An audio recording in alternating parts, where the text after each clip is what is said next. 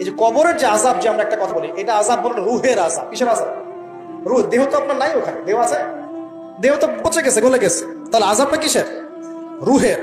বুঝাচ্ছি, আমি এই পড়াশোনাটা করেছি ইমাম গাজ্জালী রাহিমাহুল্লাহর বই থেকে। এত গভীর মানে লেখা, মানে ধরতে গেলেও মনে হয় যে একটা লাইন 10 বার পড়তে হচ্ছে। একটা এক্সাম্পল দিয়ে তিনি বুঝাচ্ছেন এভাবে। তিনি বলছেন এটা একটা উদাহরণ মাত্র, এটাই প্রকৃত ব্যাখ্যা না, একটা উদাহরণ মাত্র। বোঝানোর চেষ্টা করছেন তিনি এভাবে যে আমরা যখন ঘুমাই, অনেকে ভালো স্বপ্ন দেখেন না? ভালো স্বপ্ন দেখে আপনার কাছে ভালো লাগছে, খুব মজা লাগছে না? স্বপ্নের মধ্যে আপনি কি ভালো ফিল করছেন, মাশাআল্লাহ ভালো লাগছে, ঘুরছেন ফিরছেন খাচ্ছেন। যখন কোনো খুব ভালো আপনি একটা স্বপ্ন দেখেন, আপনার কিন্তু ভালো লাগে, আপনি স্বপ্নে ঘুমন্ত অবস্থাতেই আপনি স্বপ্নে বাস্তবের ফিলিংস পাচ্ছেন, এমন হয় না? আল্লাহ পাক যদি আপনাকে স্বপ্নের মধ্যে রেখে দেন, ধরেন 1 বছর 1.5 বছর 2 বছর, তার মানে 1-2 বছর আপনি স্বপ্নের মধ্যেই বাস্তবের ভালো লাগার ফিলিংসটা পেতে থাকবেন, কিন্তু আপনি ঘুমিয়ে আছেন। বাইরে থেকে আমি আপনাকে দেখছি যে আপনি ঘুমিয়ে আছেন, আপনি ঘুমন্ত অবস্থাতেও ভালো স্বপ্ন দেখেই ভালো ফিল করছেন। তিনি বোঝাচ্ছেন, উদাহরণ দিয়ে বোঝাচ্ছেন, এটা কিন্তু ব্যাখ্যা নয়, জাস্ট একটা বুঝাচ্ছেন উদাহরণ দিয়ে।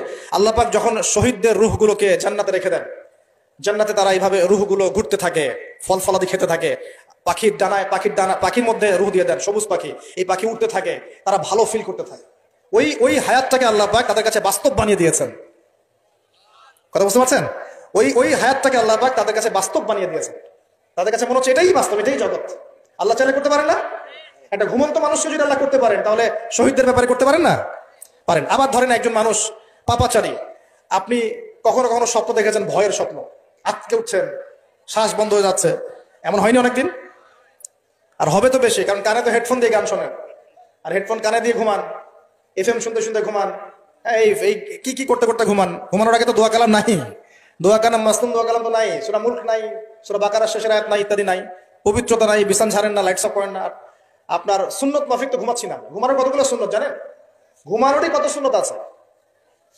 ইস্তেঞ্জা করতে হয়, ওযু করে আসতে হয়, পারলে মেসওয়াক করে নেয়, বিছান ঝাড়তে হয়, বিসমিল্লাহ বলে লাইট অফ করতে হয়, দরজা খিল দিতে হয়, পাত্র যদি থাকে খাবার পাত্র, পানির পাত্র ঢেকে দিতে হয়, তারপরে পড়তে হয় বিছানায় গিয়ে আয়াতুল কুরসি, সূরা বাকারার শেষের 2-3টা আয়াত, সূরা ফালাক নাস ইখলাস, হাত একত্রিত করে ফু দিয়ে সারা গা মাসাহ করতে হয়। ডান কাত হয়ে আল্লাহুম্মা বিইসমিকা আমুতু আহইয়া বলে এই যে 33 বার সুবহানাল্লাহ, 33 বার আলহামদুলিল্লাহ, 34 বার আল্লাহু আকবার পড়তে পড়তে ঘুমাতে হয়। কয়জন জানে? কয়জন ঘুমানোর সুন্নত? ঘুমানোর আগে এখন কানে হেডফোন, ব্লুটুথ, হাবি জাবি এইসব দিয়ে যুবকরা ঘুমাচ্ছে। প্রতিটা কাজ নবীর সুন্নত মতো করার চেষ্টা করবো, আল্লাহ পাক তৌফিক দান করুন। এই যে 9 নম্বর ওয়াদা করেন, জীবনের প্রতিটা কাজ নবীর সুন্নাহ মতো করবেন। রাজি আছেন ইনশাআল্লাহ? একদম চেহারা থেকে শুরু হবে, চুল দাড়ি পোশাক আশাক থেকে শুরু হবে। আল্লাহ পাক যত উপরে নিয়ে যাবেন, আপনি যেখানেই যান নবীর সুন্নত বাস্তবায়ন করবেন ইনশাআল্লাহ। আল্লাহ পাক তৌফিক ইনায়াত করুন, বলি আমিন। মনে করেন খারাপ স্বপ্ন দেখছেন, খারাপ স্বপ্নে এখন আপনি কষ্ট পাচ্ছেন, দেখছেন যে পানিতে ডুবে যাচ্ছেন, দেখছেন যে আপনি আগুনে পড়ে যাচ্ছেন, নাউজুবিল্লাহ, দেখছেন যে আপনি হয়তো কেউ আপনার শ্বাস গলা চিপে ধরেছে ইত্যাদি, মানে আপনি কষ্ট পাচ্ছেন। বাহির থেকে কিন্তু আমি আপনার কষ্ট বুঝতে পারবো না, পারবো? আপনি ঘুমিয়ে আছেন, ঘুমিয়ে আপনি কষ্ট পাচ্ছেন। এখন এই ঘুমন্ত কষ্টের স্বপ্নটাকে আল্লাহ পাক যদি 5 বছর লম্বা করে দেন, পারবেন কিনা? আল্লাহ পাক পারেন কিনা? 5 বছর ঘুমিয়ে আছেন আপনি, উঠতে পারতেছেন। এখন এটা হয় না, আল্লাহ চাইলে পারেন, সম্ভব কিনা? আল্লাহ পাক 309 বছর ঘুম পাড়া রাখেন নাই মানুষকে? আছে না দলিল? কোরআনে আছে না? কোন সূরায়? এই তো মাশাআল্লাহ, মাশাআল্লাহ, সূরা কাহফে আছে না? 309 বছর আল্লাহ পাক 9 জন 10 জন ছেলেকে ঘুম পাড়া রাখছেন না? রাখছেন। তো এখন মনে করেন যে আল্লাহ পাক আপনাকে ওই কষ্টের আযাবটাকে লম্বা করে দিলেন, কষ্টের ওই স্বপ্নটাকে লম্বা করে, তাহলে আপনি কিন্তু ঘুমের মধ্যেও কষ্ট ফিল করবেন। এখন কবরে যদি আল্লাহ পাক বারজাখের জীবনে সিজ্জিনে কিছু আত্মাকে রেখে আত্মাগুলোকে আযাব দেন, এবং ওইটাকেই যদি তাদের কাছে বাস্তব ফিল দিয়ে দেন, তাহলে কি তার আযাব পাবে না? অনেক ব্যাখ্যা আছে, যেগুলো নিয়ে আলাদা লেকচার দেওয়া লাগবে। এতটুকু বোঝেন যে আল্লাহ পাক ইন্নাল্লাহা আলা কুল্লি শাইইন কাদির, আল্লাহ পাক প্রতিটা বিষয় সম্পর্কে ক্ষমতাবান। আল্লাহ পাকের হাতে সব ক্ষমতা, আল্লাহ সব করতে পারেন। যে আল্লাহ পাক আমাকে শ্বাস নেয়ার ক্ষমতা দিচ্ছেন, নিঃশ্বাস নিচ্ছি, একটা নিঃশ্বাসের দাম কি অন্য কেউ দিতে পারবে? যে আল্লাহ পাক এনভায়রনমেন্ট, বায়ুমণ্ডলের মধ্যে নাইট্রোজেন গ্যাস দিয়ে দিয়েছেন, এই গ্যাস কি কে দিয়ে? অন্য কেউ দিয়েছে? যে আল্লাহ পাক শ্বাস নেওয়ার জায়গা দিয়েছেন, আমাদের হার্ট যে পাম্প করছে, জন্মের সময় থেকে পাম্প করছে, এখন পর্যন্ত থামে নাই, একদিন 1 মিনিটের জন্য থেমে গেলেই শেষ। এটা কে চালু করে রেখেছে? যে আল্লাহ এত কিছু করতে পারেন, সেই আল্লাহর পক্ষে নবী সাল্লাল্লাহু আলাইহি ওয়াসাল্লামকে তার কাছে নিয়ে যাওয়া, এই আযাবগুলো দেখানো এমন কঠিন কিছু?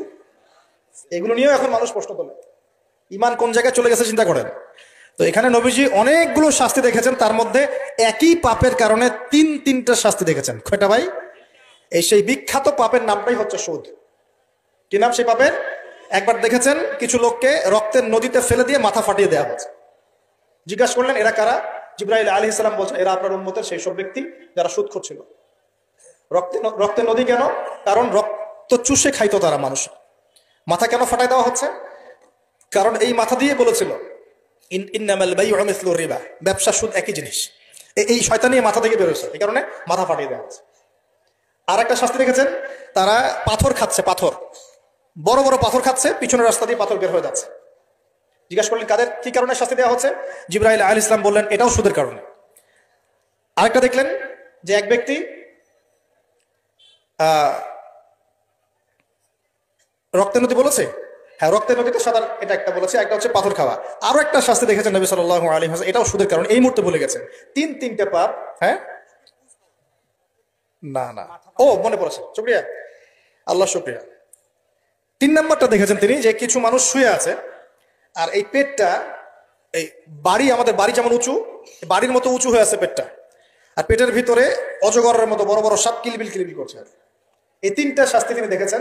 দেখে জিবরাইল আলাইহিস সালামকে বলছেন এই 3টা শাস্তি কি কারণে? 3টার ক্ষেত্রেই জিবরাইল আলাইহিস সালাম বলেছেন সুদের কারণে, সুদের কারণে, সুদের কারণে। আল্লাহ পাক আমাদেরকে হেফাজত করুন। 10 নম্বর নিয়াত, আমরা সবাই হালাল খাওয়ার চেষ্টা করবো ইনশাআল্লাহ। আমরা হারামের দিকে যাবো না ইনশাআল্লাহ। হালাল রিজিক আল্লাহ যতটুকু দিবেন এতটুকুতে সন্তুষ্ট থাকবো ইনশাআল্লাহ। এবং যদি আমি সামর্থ্যবান হই, ধনী হতে আল্লাহ পাক নিষেধ করেন নাই, ধনী হতে আল্লাহ নিষেধ করেন নাই, ব্যবসা করতে নিষেধ করেন নাই, ধন সম্পদ আল্লাহ পাক অর্জন করতেও নিষেধ করেন নাই, কিন্তু দুনিয়ার পূজা করতে আল্লাহ নিষেধ করেছে, দুনিয়ার মোহে ডুবে যেতে আল্লাহ নিষেধ করেছেন। সম্পদ ওসমান রাদিয়াল্লাহু আনহুরও ছিল, কিন্তু সেই সম্পদ তিনি তার প্রয়োজনে যতটুকু লাগতো এতটুকু ব্যয় করতেন, বাকিটা আল্লাহর রাস্তায় ব্যয় করতেন। ওসমান রাদিয়াল্লাহু আনহুর মতো ধনী হতে কোনো সমস্যা আছে? আপত্তি আছে?